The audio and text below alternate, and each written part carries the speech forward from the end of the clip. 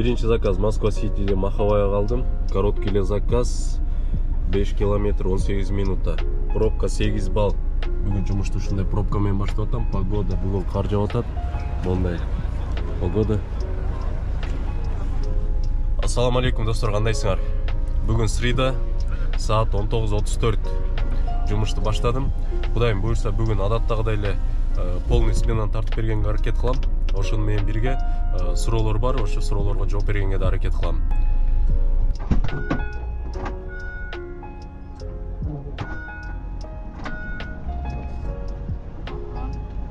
Здравствуйте. Дружище, у нас компания немножко выключена, почти ремонт.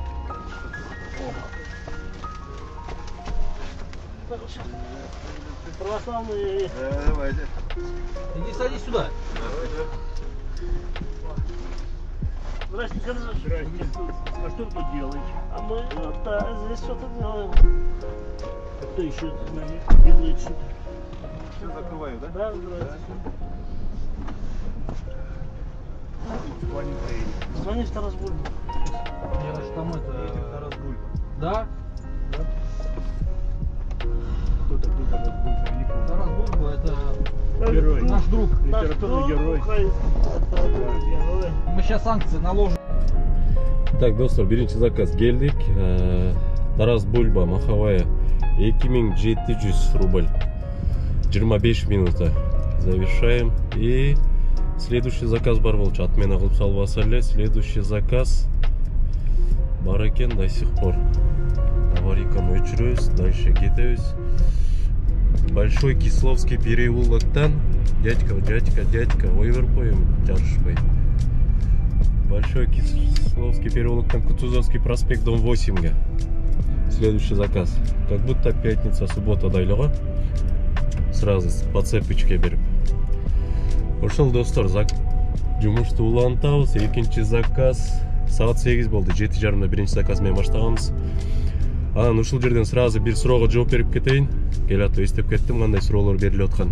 Машинанын жылы боюнча мен айдап жүргөн машина 2021 жылкы 2.2 объемдо Fomatic полноприводный Mercedes-Benz V-класс 21 жылкы. Дизель, расход где-то 10 литр.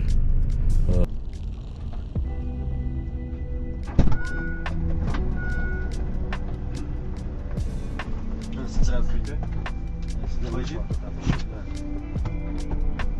Еще тоже просто выезжать.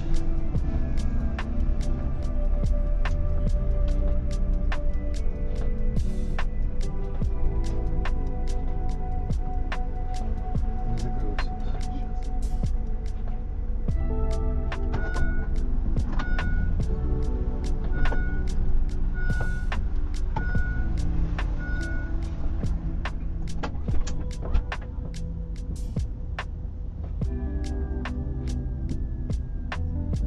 Кутузовский проспект, дом 8.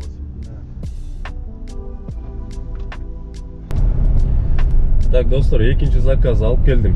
13 минута 1800 рубль. Окей. Негизи азыр уже 7 балл пробка болуп атпайбы? Бул заказда ашып баратса 5 минутта келе турчу жер болчу. Новый Арбаттан прямой Кутузовский проспект. Бул район немеге? Украина гостиницага. Светофор жок, эчтеке жок. Просто азыр пробка 7 балл пробка болуп атат. Ошон үчүн ушунча да убакытта келдик. 1800 рубльга. Суроолор боюнча кайсы жылдан баштап иштейт экен машина? Бул тарифке деп сурагандар болуп атат. Ошону мен билишим боюнча Яндексте 2015 жылдан бери деп жүрөт. В-класстагы машина, Mercedes В-класстагы. Бирок 2015-те мен Москвадан көрө элекмин иштеп жүргөнүнчө. Бул областта иштеши мүмкүн да, башка областтарда. Москвада мен 2017-ни көрдүм иштеп жүргөн. 2018-де мен дос балам иштеген. Анан бирок 2017, 18, 19, 20 жылкы машиналарды 20-ны билбейм, 19га чейин эгер машина алам деп издеп жүрсөңөр 2018, 17, 19 чыгып атса билбейм. Мен лично мындай алганга совет бербейт болчумун. Анткени анда приоритет берилбейт. Жана бал приоритет берилет эмеспи машинагачы жылына жараша. Меникине мисалы үчүн 21-жылга 5 бал берилет приоритет. Приоритет билесиңер, каждый тариф көтөрүлгөн сайын аябай роль ойнойт. Бул тарифте аябай эле чоң роль ойнойт. Приоритети хоть заправка кылбай калсаң, ошо заправкага дагы ошо 2 балл приоритет роль ойноп коет. Заказ кадимкидей токтоп калат. Ошон үчүн совет берет элем 20-жылкыдан өйдө алгыла, эгер машина ушундай машина чыгып аткан болсо. Ошол достор, саат 8-ден 26 мүнөт өттү. Жумушты улантабыз, кеттик анда.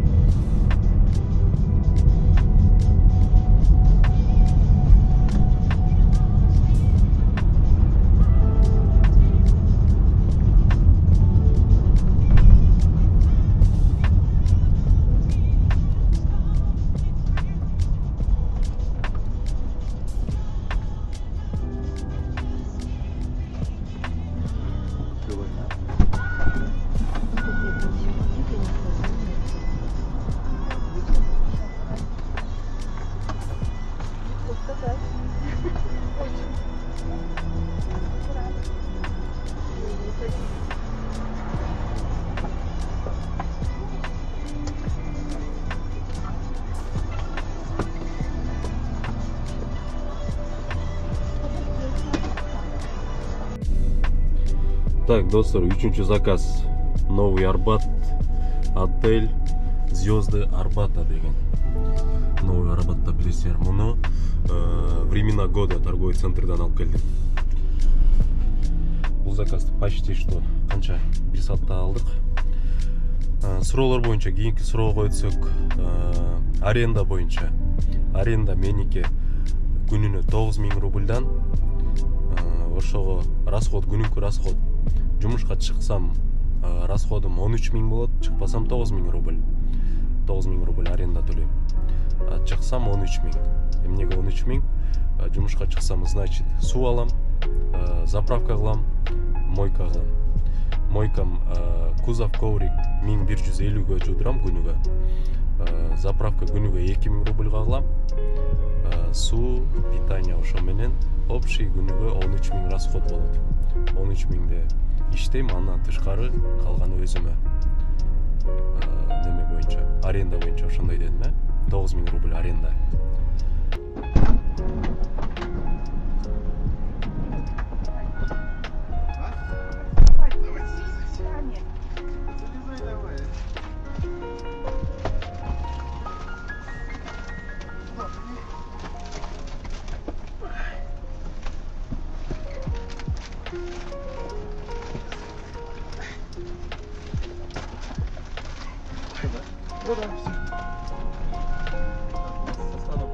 Да, все видно.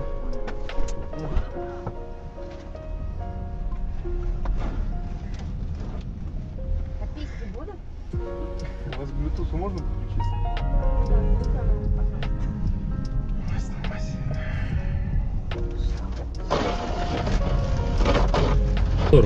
Төртүнчү заказ алып келдим.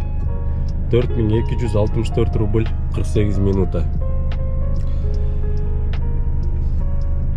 Братиславскийге келип калдым.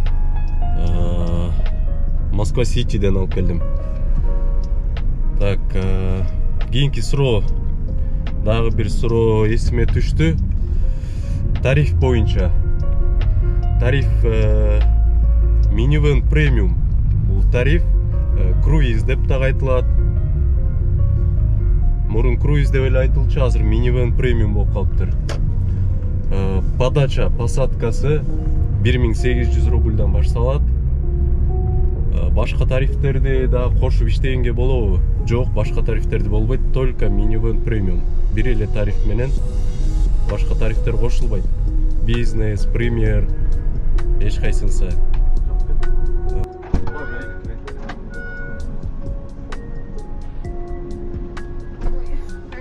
Здравствуйте.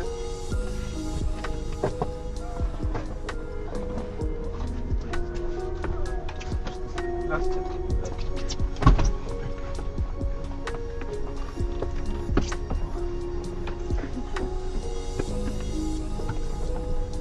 Здравствуй.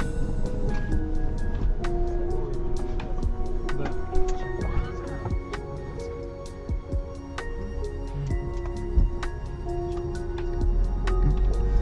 Так, достар, 5-ші заказды алып келдим. Садовый Черногрязская деген улицага. 2003 рубль 16 минута. Бұл 5-ші заказ болды. Суроолор боюнча суроолор эмне суроо бар эле дагы. Машинаны кайдан аласыз? Алса болот, кайдан алдың эле деген суроого жооп берейинчи. Мен машинаны Авитадан эле тапкам. Машинага залог 50 миң бергем. Анан Авитадан тагып сүйлөшкөндө требованиясы кандай болгон? Обязательно опыт работы в премиальных тарифах деген болгон. Менде опыт работы болгон, премиальный тарифте, бизнес-класста иштеген, премиум тарифте иштеген. Дагы кандай требования сурайт ал жактан? Залог сурайт 50 миң. 50 миңден кем эмес. Анан карап, Авитадан постоянно карап турсаңар эле болот. Чыгат. Азыр деле мен последнее время көрдүм көп эле. Ошол, эгер карасаңар мен айтып кеттим жана, желательно 20-жылкыдан өйдө карагыла, потому что андан ылдый карасаңар приоритет бербейт, бал приоритетов. И ошого жараша заказ да бербейт. Анткени мен досум иштеген 18-жылкы В-класс менен заказ ала албай кыйналчу. Жумуш жакшы, пятница, суббота күндөрү заказ берет, а будний күндөрү вообще эле заказ ала албай каласыңар.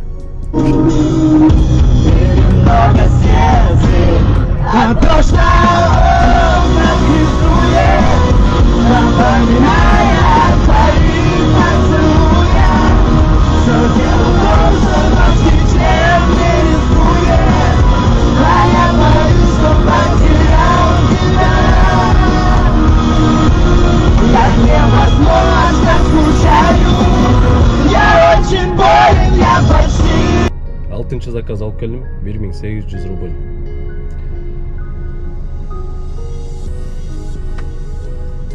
Бул заказды кичине көбүрөөк күтүп калдык.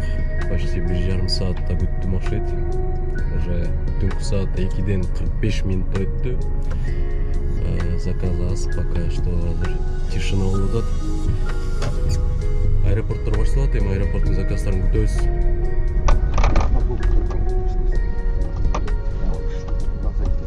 На другую сторону. Ну, по-любому, кто-то из нас один выйдет, по-любому. А по карте куда тебе показывают? Ага, вот 150 метров. Да, здесь стопудово. Ну, давай мы здесь выйдем. Да. Не, ближе туда он, вот ближе сюда, к Ишаку ближе. Ишаку, ну, давай. Да, вот песня же, да, вот ближе к Ишаку. До Чайханана. Вот до Чайханана.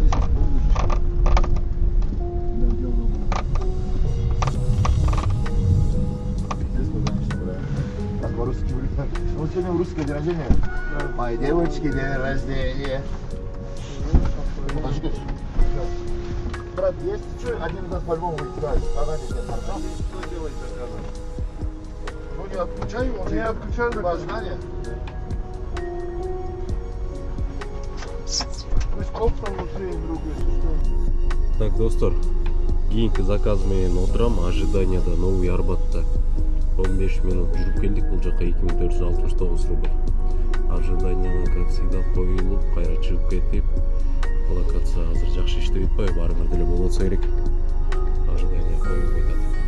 Коюлат азыр кайра бир аз канча бир минутка жетпей монтип кайра чыгып кетип атат ожиданияданчы.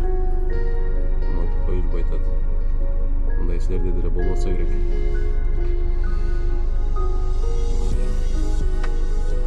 Ушинтип турганчы.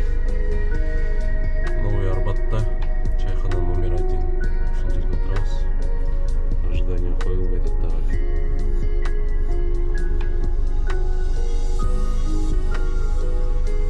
Азыр бул жака кирип кетишти, чайхана жака. Бир аздан кийин кайра чыгабыз. Дальше кетебиз деп. Вот так. Дагы эле жок.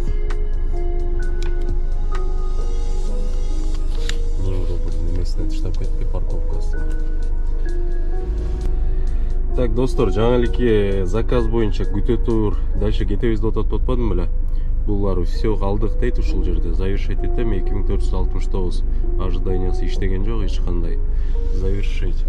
А парковка 1000 рубль таштап кетпеди эле, төлөп кое бер депчи. Парковканы монт эле жана приложение бар го парковканынча. Бияк билесиңер под шлагбаум. Ушун мына шлагбаум басабыз, бияка номер, талон, билеттин номерин жазабыз. Ошо менен 100 рубль экен. Булар 400 рубль деп аткан. Күндүз негизи 400 рубль, а ночью 100 рубль болот экен. Оплатить 1 саатка. Парковка оплачена. Вы можете бесплатно выехать до 4:08 минут өткөнгө чейин дейт. Получается канча? 3:58 болуп 4:08 чейин 15 минутта эле 100 рубль турбайбы. Ничего себе. Все, достор, анда. Кийинки заказды күтөбүз. 3:58 минут өттү. Так, достор, Шереметьевага келдик. 38 минута 3800 рубль. Saat 5:27 минут өттү. Бул жактан заказ азыр бүткөндө смысл жок го дейм, кайра эле пока пробка башталып электе шаарга түшүп, обратно дагы бир рейс кылалы. Ошо менен жумушту бүтүрөбүз го дейм. Дагы бир суроого жооп бере кетейин. Ушу менен суроолор экичи болду. Неме боюнча, права боюнча, категориясы боюнча. Бул тарифте бул машинада кайсы категория менен иштесе болот экен депчи. Б, С эле болобу, Б эле болотпу депчи. Ооба, только Б категория менен эле болот. Бул машинанын категориясы кадимки эле Step Wagon, Odyssey, же болбосо Ford Galaxy ошол эле категорияга кирет. Анткени пассажирский место 6 место болот, пассажирский аркасында 5, алдыңкы менен 6 место. Так что ошол суроого ушундай жооп.